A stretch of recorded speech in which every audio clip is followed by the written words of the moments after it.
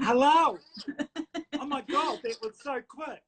Yeah, I was just telling everybody how it was like love from first sight, that like I don't even remember how we've met, right? Like if you found me or I found you, but it was like immediate connection and just It was like, that Viking woman in the bush.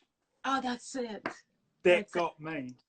And then when I zoomed in and I saw this transparent lace, I just about died. Right. That's Literally. the little secret. I'm going to do that one day. So let's I'm trying to, like, everybody I'm telling about you, right? I'm trying to describe you as like what you do. And I'm sort of like, when I was preparing for this interview, right, I was like, I don't even know what to talk about because you are just the man of so many different talents, right? Well, so the last 2 days after the nudie shoot, I thought, Right. oh my God, what are we going to talk about? And so I've been going through boxes and old photos because I thought, oh, knitting, that'll take a minute. Bit of sewing, that'll take a minute. And then what? So, yeah, it's been great. Really fun. And the first question that like I asked around, I was like, what do you want to know about Grant, right? And everybody was like, why is he making kilts? So talk a little bit about kilts and like what does it mean to you and where your interest in that like started. Okay, so it would have been about 2005 when I was 40. I got a little bit sick of the hairdressing, 6 days a week, 3 late nights, people in my face, blow drying, RSI. So I approached a tailor in Dunedin who did bespoke tailoring because I've always loved sewing and proper sewing, you know, like no stretch fabrics in this house, Right. unless it's, you know, because I like darts and hand stitching and horsehair canvas and, you know, stuff that takes weeks to make. So he did give me a job for $16 an hour. So I still had to cut hair at night to pay life. And then he invented a tartan called the Spirit of New Zealand, which is a greyish black, gorgeous tartan. And I got one made and I thought, wow, this is neat, you know, because Dad played the bagpipes and we've got a bit of Scottish heritage on his mum's side. So I knew what they were, but Right. I never knew about the construction. And so he went to Canada and Scotland and all that, and I had to do all the cutting and keep 5 girls in the machines going. And he didn't even bring me back a bloody teaspoon. So I thought, oh, bugger this. So I went to Zealand Kilt Makers in Dunedin who made pipe band kilts, schoolgirl kilts, which I strongly disagree with because a kilt is a gentleman's garment. And so I struggled making all these schoolgirl kilts because they never looked after them. They wore them halfway down their ass and all the pleats were buggered, you know. Anyway, so I decided, my friend Jo, who is Omeka Leathers, she made me custom made belts, kilt straps and all that. In fact, my little number I've got on for you today, hang on, I'll stand on here. She would custom carve all these kilts and belts with Right. quarters and designs. I've got a bit of hair on today, just for the occasion. And so then I got into a fashion show and did 5 kilts for that for ID Fashion. And my darling Margot Barton is the doctorate in fashion and she lectures. And I did the first year of the Otago Polytech fashion and design course. But I was hopeless. Because I So was couldn't read. that the fashion show, the girl in the Yes. lace kilt, like that was Yep. for that fashion show? Yep. Oh, there's the bloody clock again. We're right on time, aren't we? And so, yeah, that was quite good. And I got a couple of orders and a couple of shops, but the turnaround and payments were really slow. And so I found myself cutting more hair than sewing kilts. Right. And yeah, so I sort of chucked that in, but I still make them. Like I wore a kilt to work for 13 years. I've got like 15 of them. And so, you know, I don't just make them out of tartan though. This is a silk linen one. And I embroidered a silver fern on it because that's, you know, the New Do you Zealand. do embroidery by hand? Oh, God, yeah. Okay. And all the pleats are sewn by hand.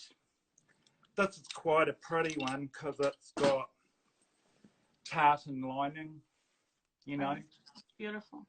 And I also do a couple out of silk linen, and that's got a recycled, my favourite pocket. And I love Japanese stuff, you know, the embroidery. So yashiko, beautiful, love it. And it's all lined with hand-dyed Japanese, I think it's, I've forgotten the name.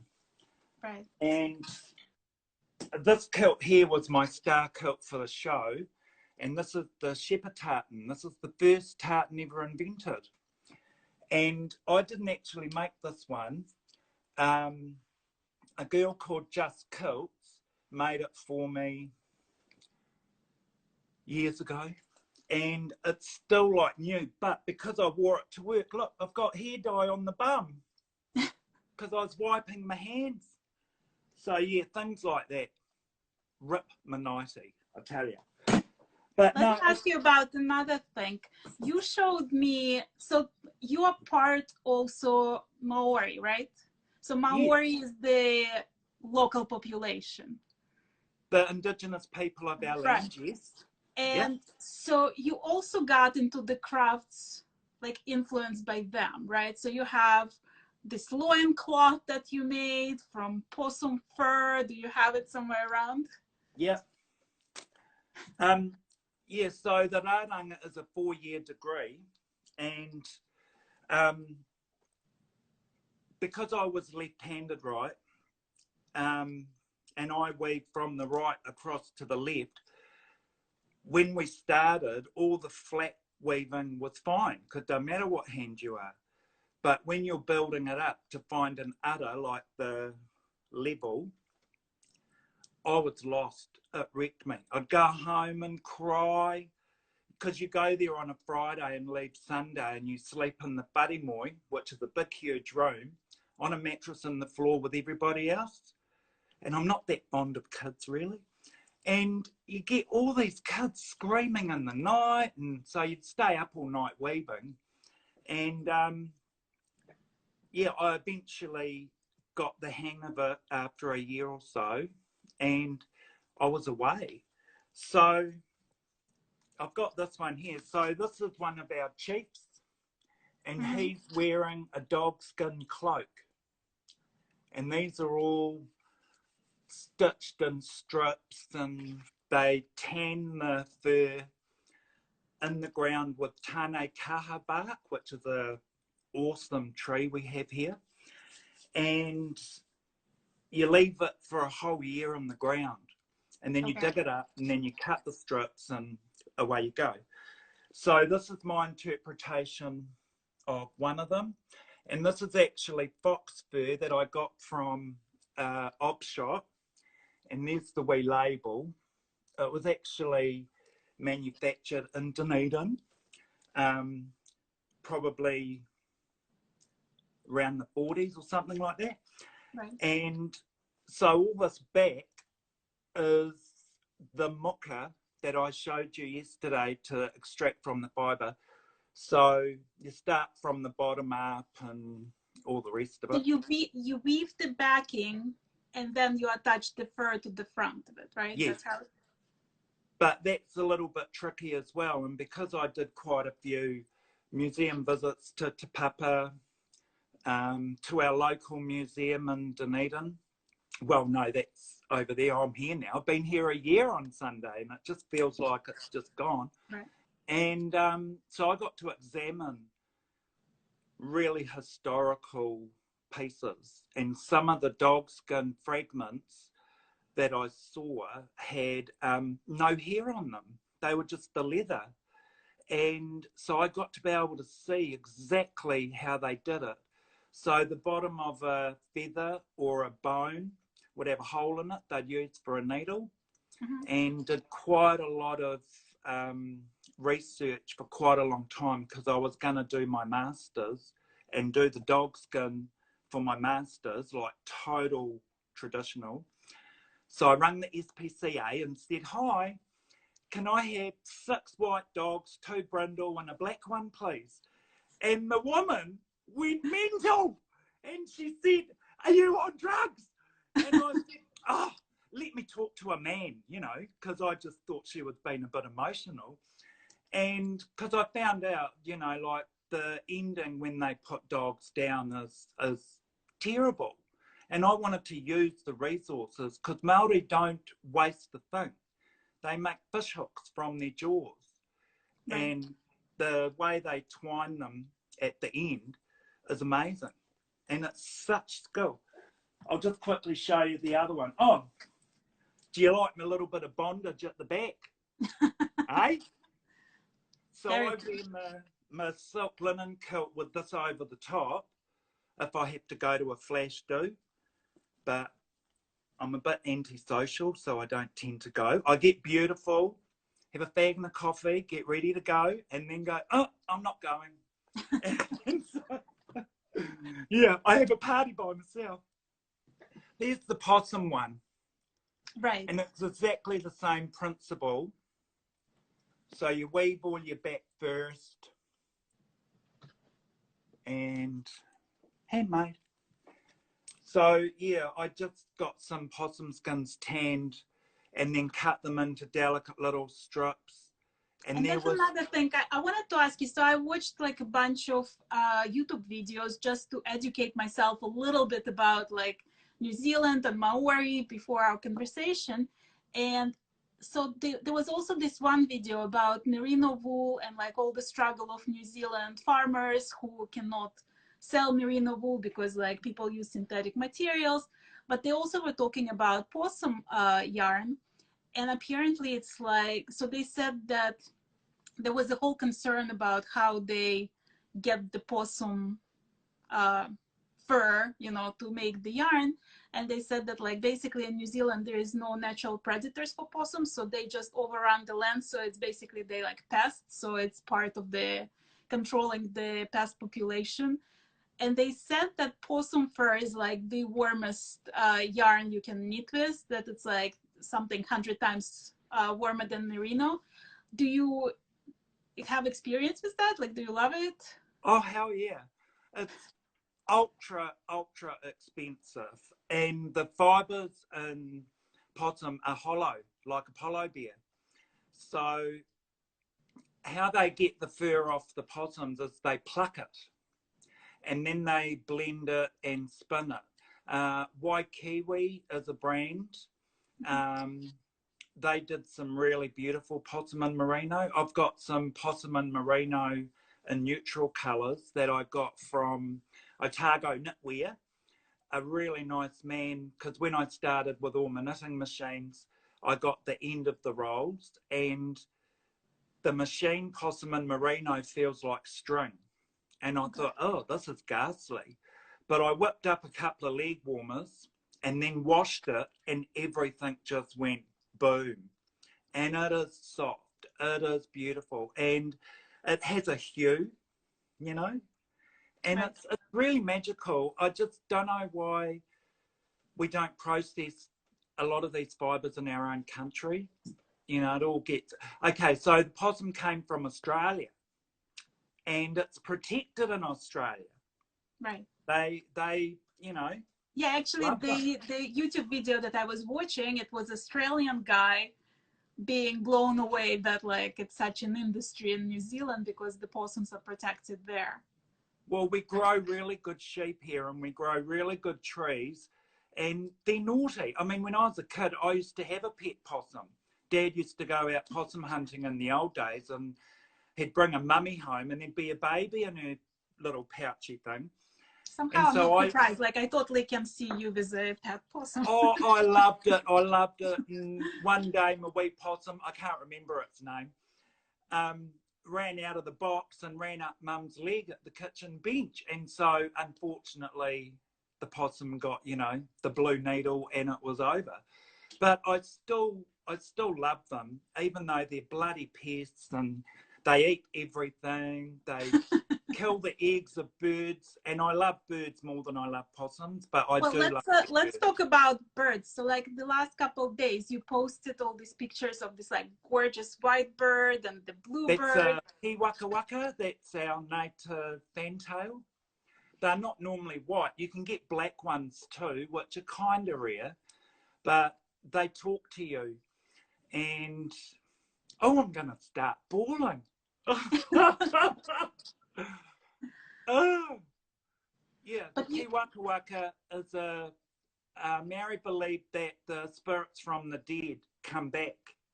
And so if you're in the garden, a little wee waka waka will come and say hello to you. And oh, sorry. Oh, yeah, it's emotional. Right. But I do love them. So do you use their feathers also in your craft? No. No. No, because their feathers are quite small. Right. Ideally, I would love to use our native birds, but it is a little bit problematic getting access and permission to get these birds. However, where I live at the beach house in Brighton, there's a estuary because they're swamp hens, and what happens is they're a bit thick, and so they'll run across the road just before you pass. And so every time I go into town to work, I'd see one on the ground, and I've always got little gloves because I don't want pukeka guts on my fingernails, right. A knife and a bag, and I'll scoop them off the road, e tō mātou mātua i te rangi, which is a little karakia thing that you say to say, you know, it's okay. And then I whip them home and I put them in the freezer. And one of my truck driver mates would see pigeons, wood pigeons, kereru, they're beautiful as well. And he'd text me and say, Grunter, got you a bird, do you want it?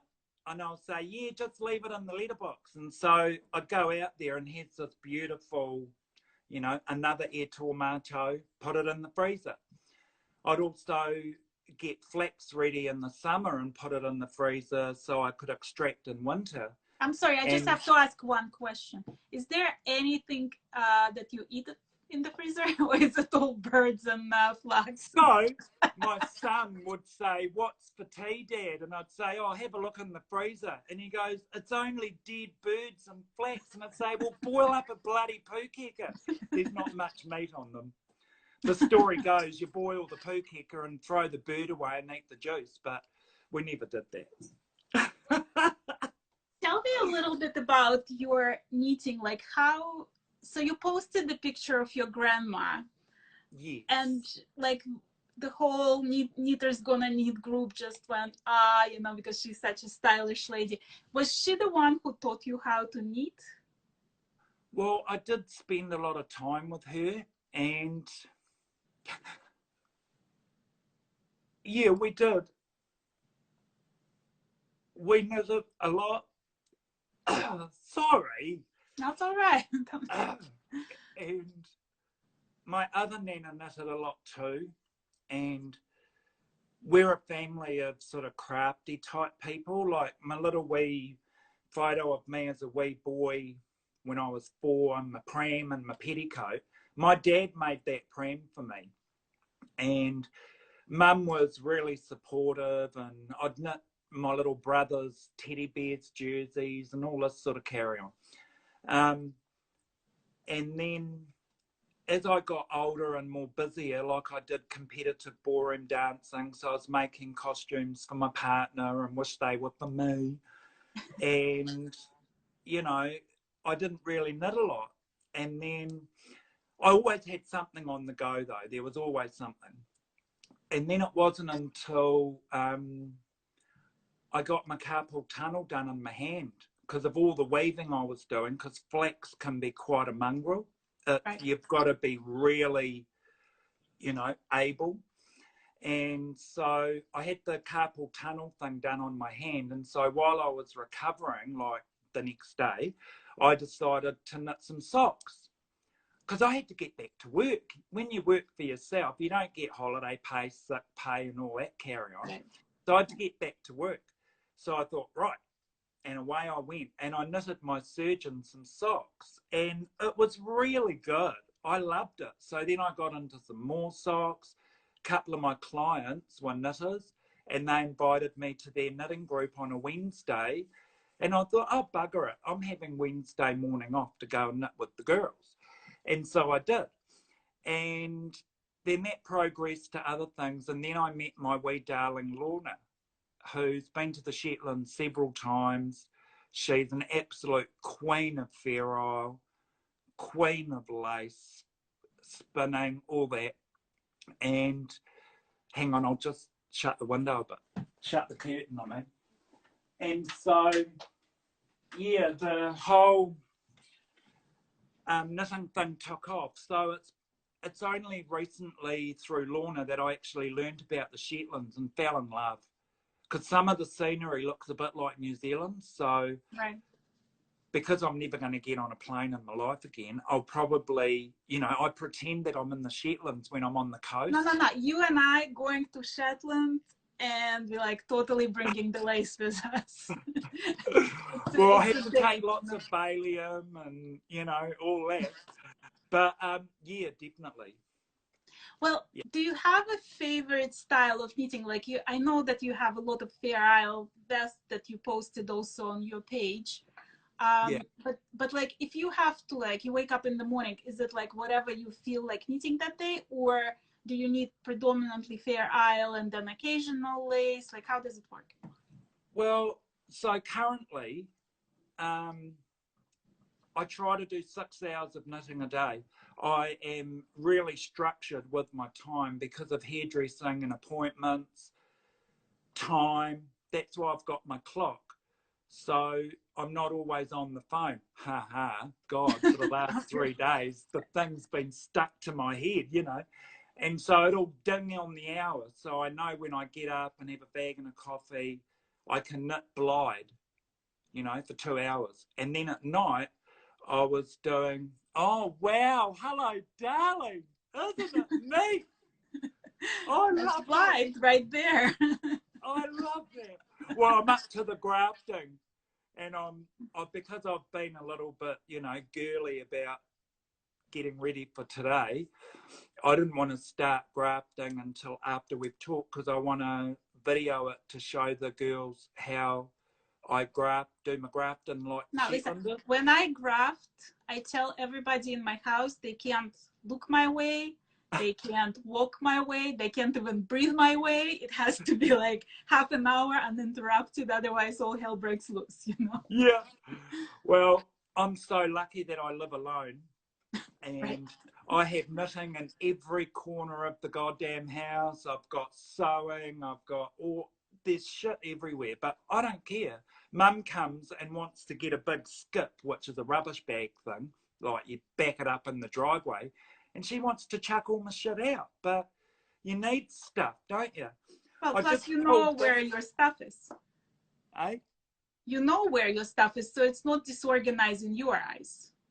Well, like I was saying before about structuring my time, so I'll spin for 1 hour because I'm not a relaxed spinner.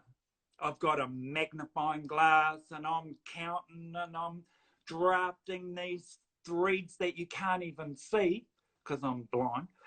And I can only do that for an hour. So I have a little routine, you know, and then I go to work and then it takes me a little minute to calm down. And then I have to put my stilettos on and my vacuum cleaner and vacuum the floor because I hate vacuuming. And do the dishes, hate the dishes.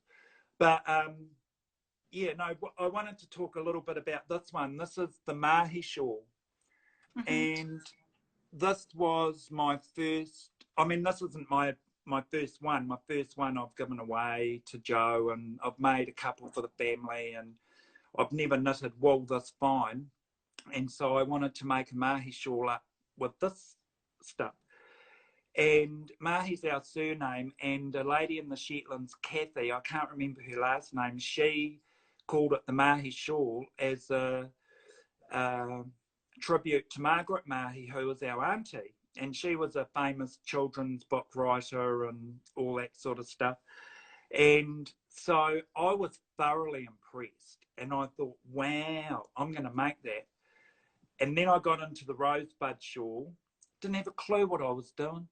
No idea. But I learned about left-leaning decreases and right-leaning decreases. So when you're left-handed, instead of knitting two together, you've got to do SSK, vice versa. You kind of have to rewrite the pattern. And now that I've got a few things under my belt, I am starting to get a better understanding. The one person who I adore more than anything in the pattern world is our darling Monique Boonstra. Yeah. She writes her patterns so well, you know, and even for a lefty, you know, like sometimes when you got patterns on both sides, I always thought, oh, I'll never be able to do that, you know. God, how do you keep track? And I watch all the Shetland videos and all that, and I thought, when I was watching the ladies in the Shetlands doing it, they go flat out and they get all this. There's no markers, there's no lifelines, there's none of that carry on. And so I thought, oh, I'm not going to do lifelines either. I'm just going to learn how to read knitting. And when I examine photos and books and stuff like that, I can actually almost recognise a couple of things. I mean, I've got a long way to go, but, you know, my main passion at the moment, because I love lace, like, you know, lace bark, you know, lace icing on the cakes, lace knitting. You'll have to talk about that cake. That cake that you posted was like the most. I was showing it to my husband today, like 6 o'clock in the morning. I was actually shaking him, and I was like, "Look, just look at this cake." Beautiful. But like, yeah, I hear you, because I told Monique actually that, like, when I was testing the third one for her, I told her it was like the first time when I actually felt comfortable that like the lace cannot trip me, you know. It's like it was first time when I felt like I got it, even though like it's, you know, like I've done a bunch, but like it was right. Right. That was like, you know, the first time when I actually felt like I'm not stressed over it. I don't have to like super tight and like watch it every stitch, you know. It was like more relaxing for the like first time ever. Yeah. Well, I'm dying to do it, but I'm quickly making a point, and you know, it's only garter stitch, and I thought, oh yeah, piece of piss, I can do this, you know, and because I've been a little bit distracted, and it's been a bit busy at work, got a couple of birthday cakes tomorrow and all that stuff, I was sort of thinking about this 6-year-old's little sonic creature he wants on the cake, and I'm thinking, oh Christ, you know, can't you just have a donkey or something? But anyway, he and I ballsed it up, and I tried to pull a thread down 16 rows and then pick it up with a crochet hook and do all this carry on. And I just, because the wool's a bit skinny, you know. So I just whipped it off the needles, put a pillow slip on my leg, and I just unraveled, you know, probably 4 hours, and then picked all the stitches up, and we're away again now. So I'm a little bit more mindful, because when I'm just doing plain garter stitch, I'm trying to do it quick. And Monique talks about rhythm, and so I don't tend to have a lot of music, although I might have the odd sadistic violent movie going, because that makes me knit really fast. And well, do you think like the fact that you're a dancer, that helps you? Like, because when I had Michael Green on, right, for the interview, he was basically saying how it's the same like sense of rhythm that he's using, that his hands basically like he feels like they're dancing. Like, do you feel like it helps you because you're a ballroom dancer? I think so. And my spinning teacher, Betty Kelly, she's like well into it, well, mid-90s now, and she still spins like a dream. You've got no idea what it's like. It is so beautiful. And she talks in tempo, like she'll put Strauss on or something, 1, 2, 3, 1, 2, 3, you know. And so, you know, when I'm spinning, I'll put, you know, Glenn Miller or something like that. And I'll get into the rhythm, and for about, you know, 8 minutes it goes like a dream until I go off to La La Land with the fairies and I'm visualizing gorgeous frocks with ostrich feathers, and then I and so, you know, you got to start again. Right. But yeah, totally rhythm, definitely. So okay, so like you're a dancer, you're a spinner, you're a weaver, you're a cake baker, you're a hairdresser, you're like, you know, amazing knitter. Is there like one hobby that you prefer over another, or how do you pick and choose? It depends what commission I've got going on at the time. So weaving, the radanga, is definitely seasonal. So summer we do a lot of preparation. All the coloured flax I had on the clothesline, I tried to prepare 5,000 strips so I could make 26 kete from that. That would last me for the year. And I only got 4,260 or some bloody thing. So I was a little bit gutted that I never got to my target, because I always set myself a target. If I'm knitting, I want to do 10 rows, 2,000 stitches, whatever. And then I can put it down. But I prefer the knitting because of the solitude, and I don't mind my own company. You know, I live 5 houses away from my dad, and I'm always giving him little jobs because I need this for my spinning wheel. Oh, I need this loom for my thing. He's made me 2 Shetland jersey stretchers. And I got my darling Lorna a miniature one for children's wear. And, you know, it's real handy that he's just down the road, because I'm always down there saying, "Oi, Dad, I need this." And he'll lathe things, and, you know, he's pretty amazing. Right. But I do jobs for him as well, don't you worry. I'm sure. You bake a cake. Oh, bloody baked cakes and made lamb shank stews and all sorts. Yeah, it's a good. Do you feel like there is like a history of craft in New Zealand, or do you feel like you are one of the few who like do it? No, there's a very strong radanga weaving community in New Zealand. We've got some really choice weavers, much flashier and better at it than what I am. My point of difference is that I'm left-handed. And when I go to noho or a hui, where a group of people meet, and I'll go, "Chad, that's neat. How do you do that?" And I'll say, "Oh, I'm left-handed." And they go, "Oh, I don't know about that." And so I just watch them do it right-handed and then figure it out left-handed. But for the patterned ones, you know, the kite whakairo ones, I've learned to do it right-handed on the top, and then when you join inside out, you do it left-handed, and you don't have to reinvent the pattern. It's amazing. Yeah. So then you close the bottom, and then you do your top, and then you whip it inside out to the right side, and then you've got your finished piece. But it takes a long time, and people go, you know, "Oh, I'd love to weave. Oh, can you teach me?" Well, you know, when you've done a course for 4 years, come back and see me. Because to do it right from day one, there's a process and karakia and all this when you go to the bush to cut. There's the process of boiling it. There's a process of drying it. There's a process of haro when you soften it. You know, that can wreck you. And you need a minimum of 80 for each bag, or you split it 160, or you split it twice, you got 320 on the go. So, yeah, no, there's there's quite a few really flash weavers, and lots of more people nowadays are trying to do it as well, which is good. Regards to knitting, I think knitting is quite strong in New Zealand. Spinning, like Jennifer, our mate Jennifer, yeah, she spins like a demon. And I would have just done 2 little hooks on my wheel, you know, on my bobbin, and hers will be bloody finished. Done.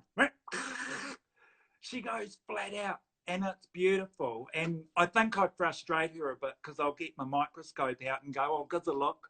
Oh, that's overspun, you know. So we have a lot of fun. I love those girls. They're really good. And Lorna, because she's been to the Shetlands and knows a couple of the ladies there, like, I feel like I've already been. I feel so lucky to live this far away, to have access to wee Lorna. And she taught me the ball in each hand, carry on. She doesn't make any fuss about me left-handed, you know, and she's taught me how to read the Fair Isle. This is my Walla one. And the steeking and all this sort of stuff, because I hate sewing up. Hate it. But let me ask you another thing. Like, so you are part of the Knitters Gonna Knit, and you're like beloved member there. Like, everybody adores you and your videos. Do you find that, especially with COVID, that Instagram and Facebook groups for knitters, for like crafters, that it's really changing life sort of, and makes the craft more social, and you get to meet like people from all over the place, and get inspired by different things?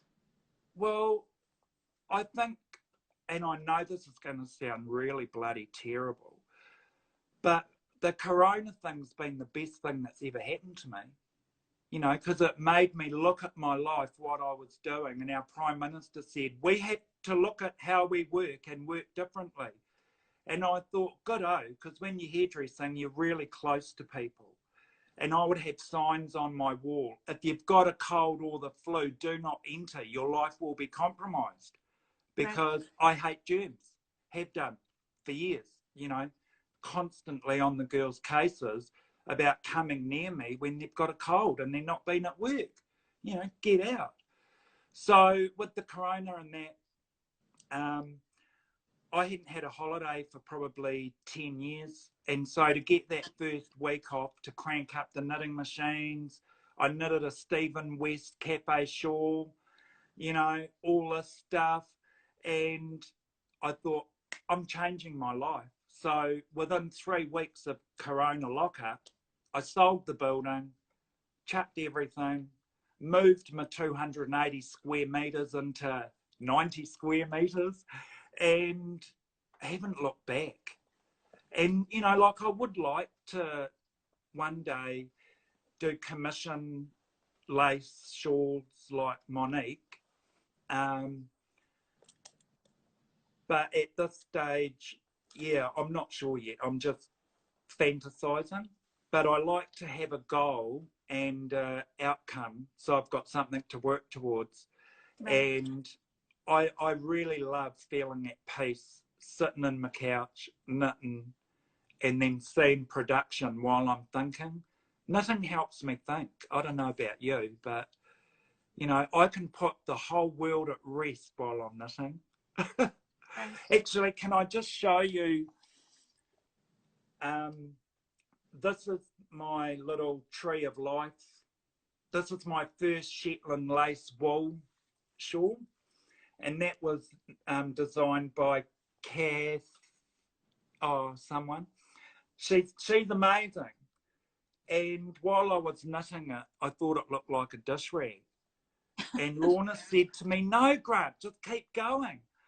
And I said, I'm going to throw petrol on it, But once your first Shetland lace, and you choose the most difficult motif, right? The tree. No, this was my first Shetland lace shawl made out of the proper Shetland wool.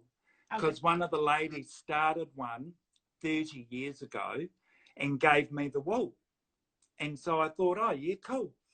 And I had heard a few comments from some of the other knitters that I used to hang out with that, oh no, it's far too coarse, it's this, it's that, it's the other.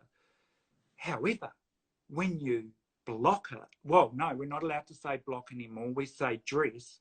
When you dress it, it turns into this veil. It's to die for. So then I thought, right, oh, smart ass, spin your own wool. So I got this lovely wool and I did a triangle one. Mm-hmm. I just did a half a one. And I nearly wrote to the lady to say, will it be all right if I just do a half one? And see what she said, you know. But I just thought, oh, don't be a dick, just do it, you know, carry on. And it's actually worked out really well. The wool's a little bit thick, but, you know, I'm getting there. Right. Yeah. Well, it's like, you know, with everything else, like when you need, you start with something simpler and then boom, you're like covered in Well, chocolate. you know what I tend to do, eh? I tend to go for the most difficult printed waves and all those sorts of things to Well, start you with. know how I discovered Shetland lace. So I met Monique on Instagram, and then she told me she's doing Shetland lace, and I thought, oh, pretty, you know. And so I decided to go to the local library and see what I can find on Shetland lace. And the only book they had was Elizabeth Lovick's the what's the name of it? Something like the Fabulous Shetland lace or something. And on the cover there was this stole with the heart shape, and I thought that looks pretty. I should do it. So I came home and I did it, you know. And Wow. then after like I did it, it hit me how difficult it was, because like when I started doing the next one and the next one, I realized how like impossible that stole was actually. But at the moment I was like, well, it's knitting, you know, what can possibly go wrong? So Exactly. so it's like, you know, it's sort of like everything is in practice. Well, thank you so very much for meeting with me and for telling us about all of your some of your talents. I'm sure there's more that I'm going to be discovering for many years to come. But I Yeah. feel really happy that, you know, we've met on Instagram and we became such good friends. And I, you know, love having you in the group, love having you in my life. And Thank you. You know, no, And thank you. the same for me to you too, because if I hadn't have seen that Viking goddess in the bush, I sort of knew about the Shetland lace, but I didn't know you could knit it as fine and as beautiful as what you do. So I aspire every stitch to knit like Arena. Thank you. Well, thank you so much. Thank you. Thank you. We'll see you around. Thanks. Yeah.